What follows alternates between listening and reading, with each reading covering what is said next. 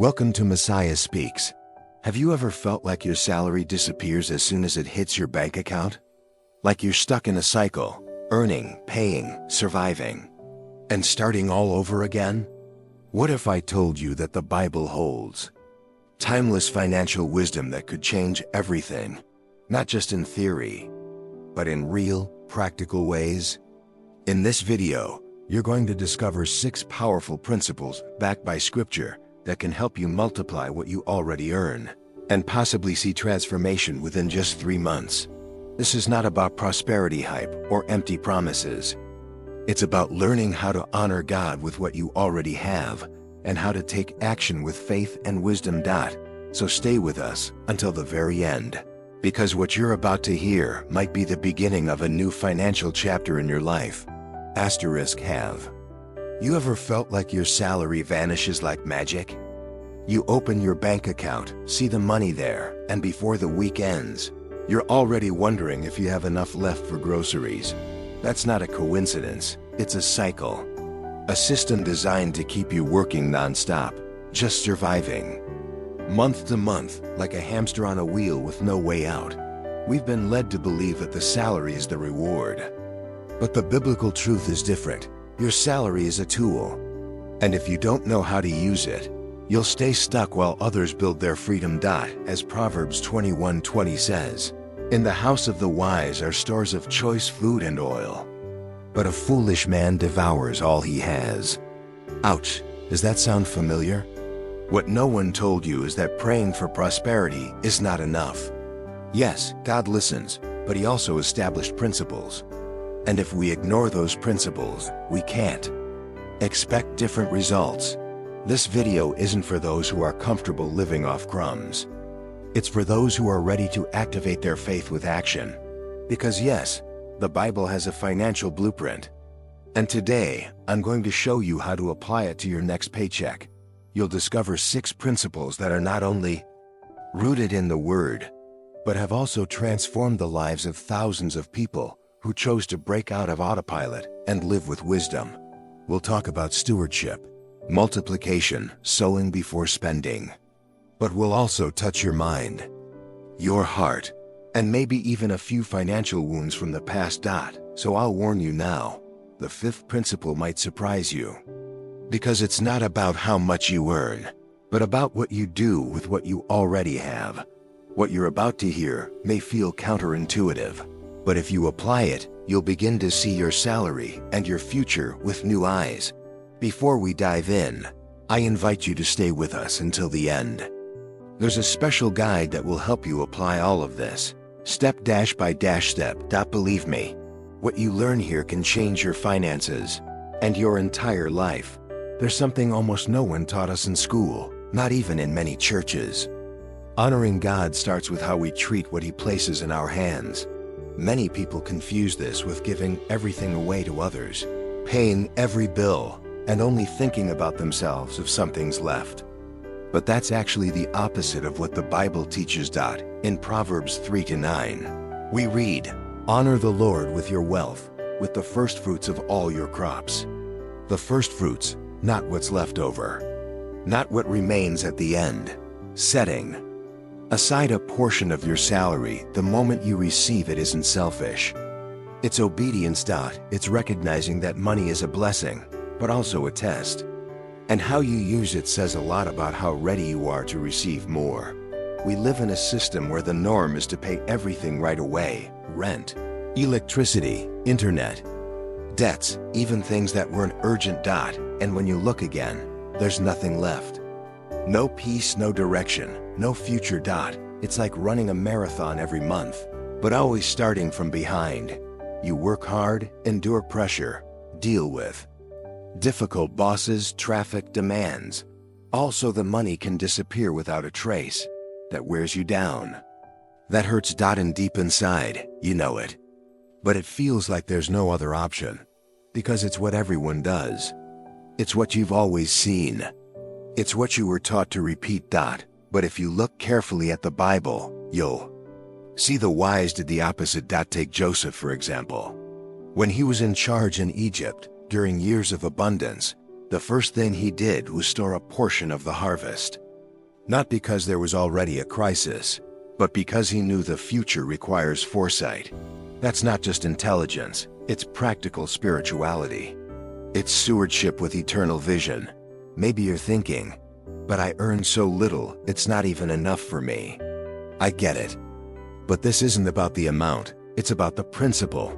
Even if it's just 5%, by doing it, you're sending a message. I respect myself. I am preparing myself. It's starting to sow, even if it's a small seed. Growth doesn't show instantly, but it begins the moment you decide to act with wisdom.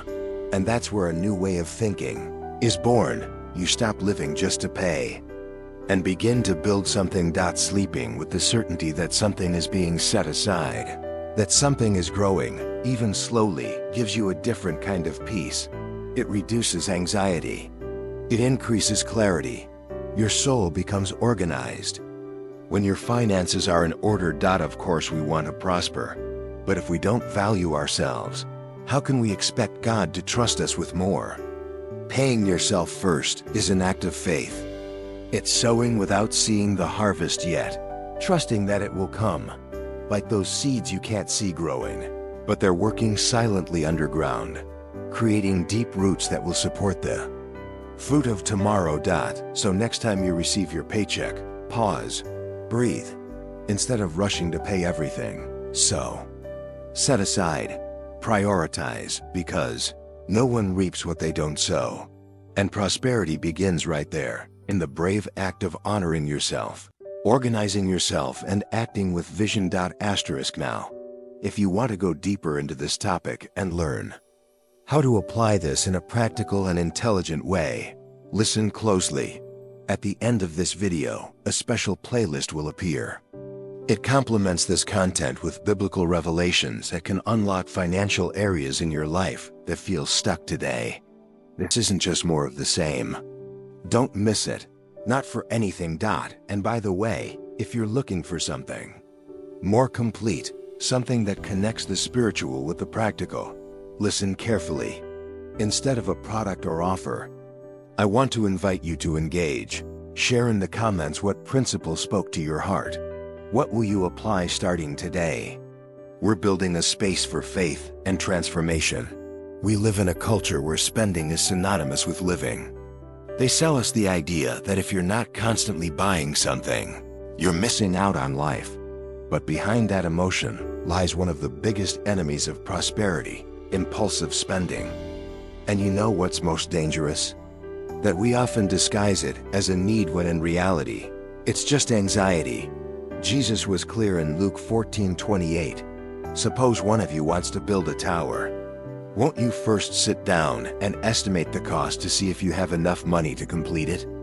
That verse should be printed on every receipt, every Amazon cart, because this is not just a financial matter, it's a spiritual one. Spending without thinking is like building without a foundation. And today, falling into that trap is easier than ever. You're on Instagram, you see someone traveling, wearing new clothes, showing off their new car, and you feel like you need to do the same. But what you don't see are the debts behind it, the stress it causes. The Bible doesn't call you to impress. It calls you to build. Joseph, once again, is a brilliant example. Instead of spending during times of abundance, he stored up. Not because he was stingy, but because he was visionary. He knew hard times come, and those who don't prepare suffer. This is not about living in fear. It's about living with wisdom. And that starts by asking yourself, does this thing I want to buy bring me closer to my purpose? Or does it just fill a momentary void? Here's a powerful practice. Before you spend, ask yourself, is this an expense or an investment? Because some things bring you a moment of pleasure, while others build your future. And the difference isn't always in the price, it's in the intention. Sometimes, investing in a book transforms your mind more than buying another accessory to impress someone. And here's a golden rule: never buy something today that you wouldn't be able to pay for tomorrow with the fruits of your investments. If you have to go into debt to get it now, chances are you're not ready to have it yet. It's better to wait. Let your assets pay for your desires, not the other way around. That's true freedom, because impulsive spending digs a hole. But investing with purpose, that plants a tree, and the one who sows with faith reaps with fruit. You might not see it today, but one day, you'll look back and be grateful for every no you said at the right time. For every decision that prioritized your future over the moment. And if this message has touched your heart, I want to invite you to write something in the comments as an act of faith. A prophetic declaration. Type this: with God my income becomes abundance. Let that be your declaration. Before heaven and in front of a world that pressures you to live for appearances. Declare it. Write it. Believe it. How many times have you prayed for a financial miracle, but never opened a book about finances? This is not about faith versus knowledge. It's about faith with wisdom. Hosea 4:6 says, "My people are destroyed for lack of knowledge." It's not that God doesn't want to bless you. It's that many times, we are simply not prepared to manage what we ask for. And that's why what little we have slips through our fingers like water. The truth is, some people know everything about soap operas, celebrity gossip, or political scandals, but they have no idea how a credit card works, or how to create a basic budget. They pray with passion, but live buried in debt. And it's not a lack of faith, it's a lack of direction. The Bible wasn't written just to be read quietly. It was meant to be lived, applied in the management of your home, your time and your money. Today, you have access to thousands of free, or nearly free resources. On YouTube, there are Christian channels like Messiah Speaks that teach about money through a biblical lens. On Spotify, there are amazing podcasts about financial organization and prosperity mindset. On Amazon, there are books that cost less than a cup of coffee. But here's the problem. Most people prefer to complain that their salary isn't enough, instead of learning how to make it go further. Psychologist Tasha Eurich says that financial self-awareness is one of the pillars of lasting success. And she's right. When you understand why you spend the way you do, why you buy what you buy, you begin to step out of autopilot. Even small decisions, like reviewing your spending history, can reveal patterns that were sabotaging your financial future. Many pray for a changed life, but continue with the same habits. Isn't that contradictory? If you pray for freedom, study what financial slavery really means. If you pray for abundance, learn how prosperous people think, act, and decide. Because if you don't lead your money will lead you. And almost always straight into a pit. Try this. Set aside just 10 minutes a day to learn something new about money. Include it in your routine. Like a financial devotional. It's not just about numbers. It's about mindset. Do you know why so many people feel stressed about money? Because they don't understand it. And what you don't understand controls you.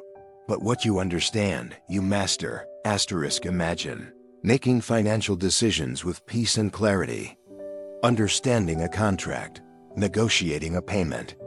Investing with wisdom. All of that starts with information. And information starts with habit.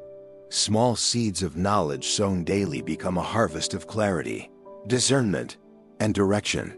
You don't need to know everything today, but you do need to start. There's something powerful about applied knowledge.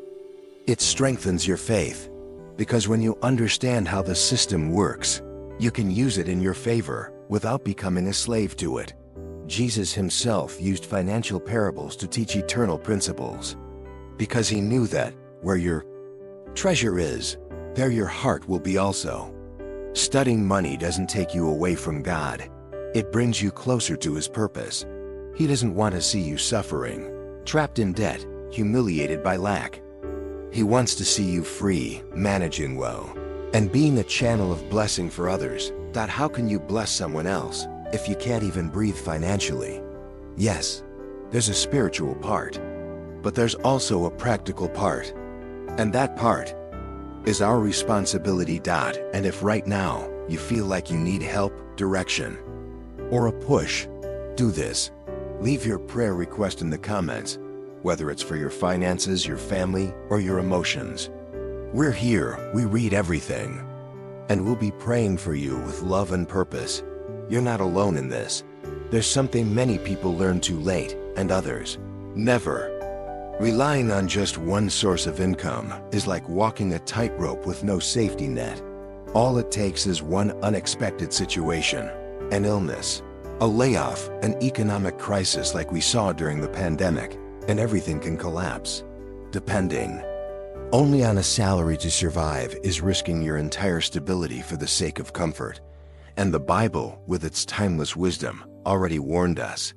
Divide your portion among 7, or even 8, for you do not know what disaster may come upon the land. Ecclesiastes 11:2. When God gives you gifts, abilities, and ideas, they're not meant to be buried like the servant in the parable of the talents. They're meant to be multiplied. Put to work. You weren't created to barely survive with just enough. You were called to manage, to grow, and to bear fruit. And this is not about becoming a millionaire overnight. It's about building a structure that gives you peace, provision, and freedom. Think about this. Today, with just the internet and a phone, you can turn your knowledge into courses, your skills into services, and your hobbies into products. Do you cook well? Offer something in your neighborhood. Are you good with words? Offer mentorship, right? Teach. The possibilities are endless. What matters isn't starting big, it's simply starting, because what begins as extra income could become your main source in the future. An inspiring example. Tony Melendez, a Nicaraguan musician who was born without arms. What did he do? He learned to play the guitar with his feet. Today, he inspires thousands around the world. That's not just vision. That's taking your limitation and turning it into a mission. And listen, don't underestimate small beginnings. Jesus multiplied loaves and fishes that seemed insufficient.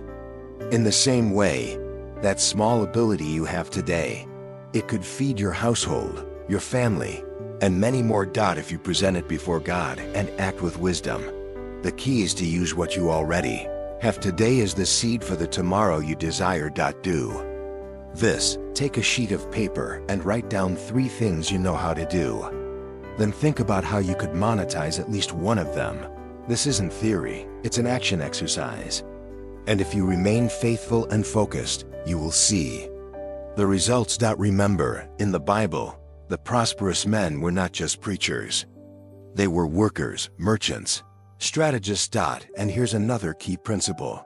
When that extra income comes in, don't spend it on celebrations. Reinvest it. Use that money to strengthen your foundation, improve your tools, scale what's already working. That creates a virtuous cycle, where money doesn't come only from sweat, but also from applied intelligence. Multiple sources of income aren't just a luxury for the rich. They're a necessity for anyone who wants stability, security, legacy, and more. It's an act of obedience and wisdom. Because those who prepare honor God with diligence. And you know what happens? God blesses the work of your hands. But there must be work to bless. One single source leaves you vulnerable. But when you have several, your home stands firm. And it doesn't matter if you start small.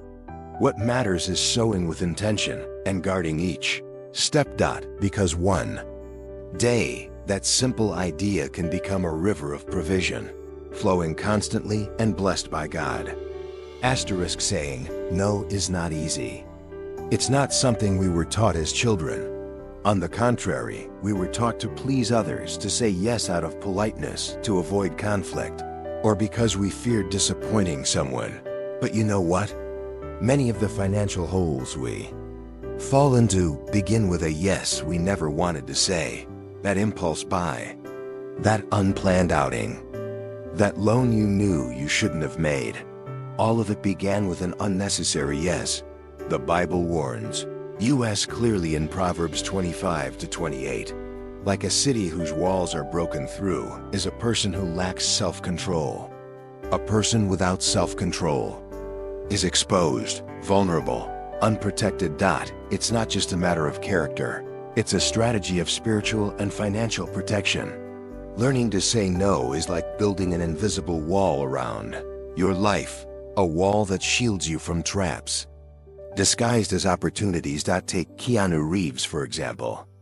One of the most respected actors in the world, and yet, he lives simply, without showing off. Why?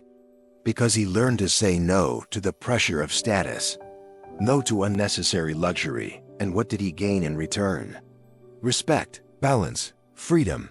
You don't need to give up everything, but you do need to know what to say no to. In order to protect what really matters, here's a practical exercise. Make a list of your non-negotiables, things you will no longer do with your money. For example, I will not buy things just to impress others. I will not go into debt for something I don't need. I will not spend without checking my budget first. These boundaries do not limit you, they liberate you. They give you back the control you had surrendered to impulse and pressure. And the most powerful part?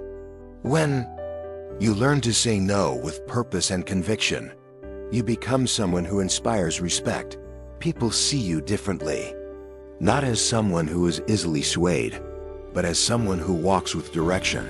That no you struggled to say today will become the reason your finances are in order, and your soul is at peace. Because real self-control isn't about holding everything in. It's about knowing how to choose well.